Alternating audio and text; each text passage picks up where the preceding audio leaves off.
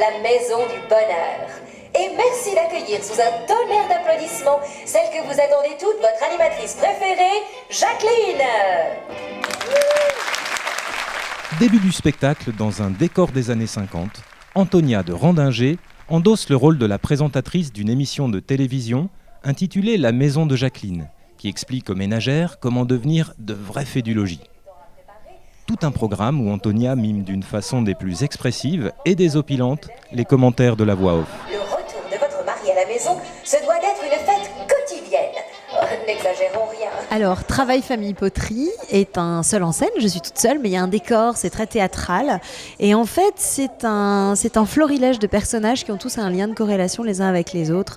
Ils sont tous très très différents, ils s'enchaînent. Et en fait, on comprend au fur et à mesure, un petit peu comme dans les films chorales, quel est le lien qui les unit les uns aux autres. Un petit peu, je dirais, comme dans un film dans lequel, ou un petit peu les pièces d'un puzzle qui, à la fin, se révèlent dans son entièreté. Voilà. Donc c'est évidemment brillamment écrit, très intelligemment interprété, avec beaucoup de finesse et de subtilité. Eh bien oui, on va le faire. Mais c'est bien parce que c'est un acte médical. Alors je vais me détendre, oui, je vais me détendre. J'espère surtout que c'est le string qui va se détendre. Avec Travail, famille, poterie, on est embarqué dès que le noir se fait dans un voyage d'1h20 où comédie, voix et gestuelle se mêlent dans un dédale de destins croisés.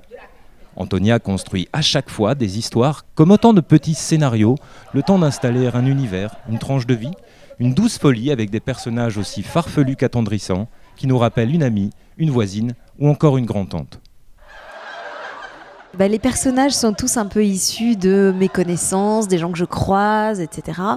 J'ai tendance à m'inspirer des gens que je croise dans ma vie, des personnes âgées, des gens que j'observe. Et puis après ça, je fais des espèces de cocktails. J'ai un côté un peu Dr Frankenstein pour arriver à construire un personnage qui peut être un morceau de ma grand-mère, un morceau d'une concierge, un morceau de quelqu'un que j'ai croisé à la poste, une petite réplique qui m'est restée en tête comme une brève de comptoir que je vais vouloir garder.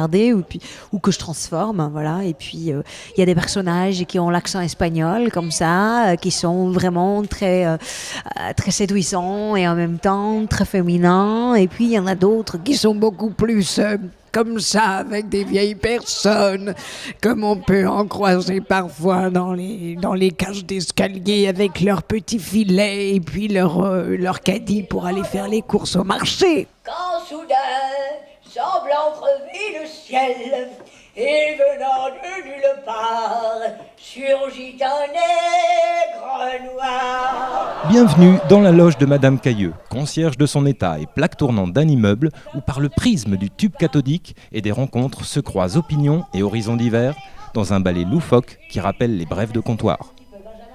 D'un personnage à l'autre, Antonia navigue avec une aisance déconcertante et nous offre un florilège de portraits insolites et haut en couleur. La comédienne impressionne par sa capacité gestuelle et vocale à camper les personnages et dévoile une incroyable énergie. On appuie sur le petit bouton, la nacelle elle s'envole, c'est pas plus cher. Hein, voilà, comme ça tu les vois les petites étoiles. Allez les enfants, je vous avais dit que j'avais pas envie de faire durer le plaisir, mais exceptionnellement, parce que c'est vous et malgré le mauvais temps, je vais vous sortir la queue du Mickey. Je vous rappelle que si vous attrapez la queue du Mickey, vous gagnez un ticket d'amour gratuit pour les étoiles avec Marlène. Alors ça se voiture du vent, voiture. Travail, famille, poterie, c'est un spectacle qui a déjà été joué plus de 350 fois à Paris, à Avignon, beaucoup à Lyon. Moi, je suis strasbourgeoise, donc forcément beaucoup en Alsace. C'est un spectacle dont j'ai pu jouer des extraits à l'Olympia, au Casino de Paris. Voilà, donc c'est un spectacle qui a déjà beaucoup voyagé, qui a connu des moments très intenses, très prestigieux, avec lequel j'ai gagné le festival d'humour de Saint-Gervais, le festival Henri Salvador.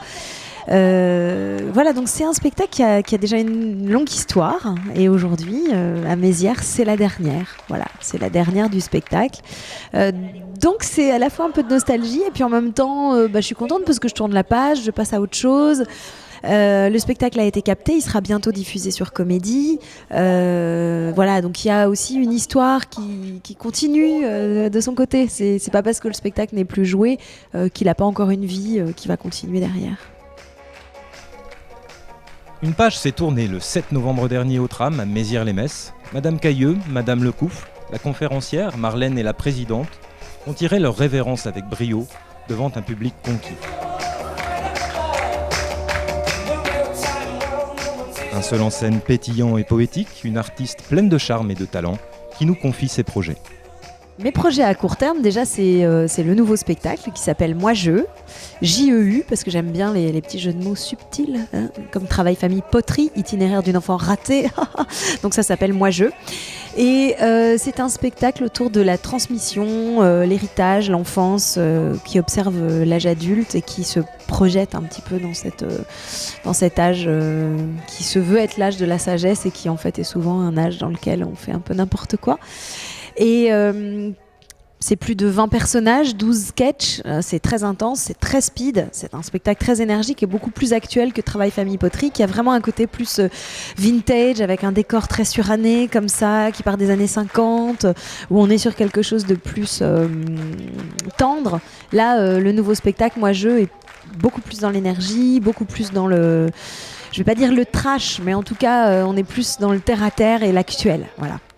Et donc je vais tourner et roder ce spectacle, vraisemblablement Avignon, puis Paris, voilà. Donc je suis dans plein de projets, puis après ça j'ai d'autres projets d'écriture avec d'autres artistes un peu plus connus que moi, et je peux pas trop en parler pour l'instant.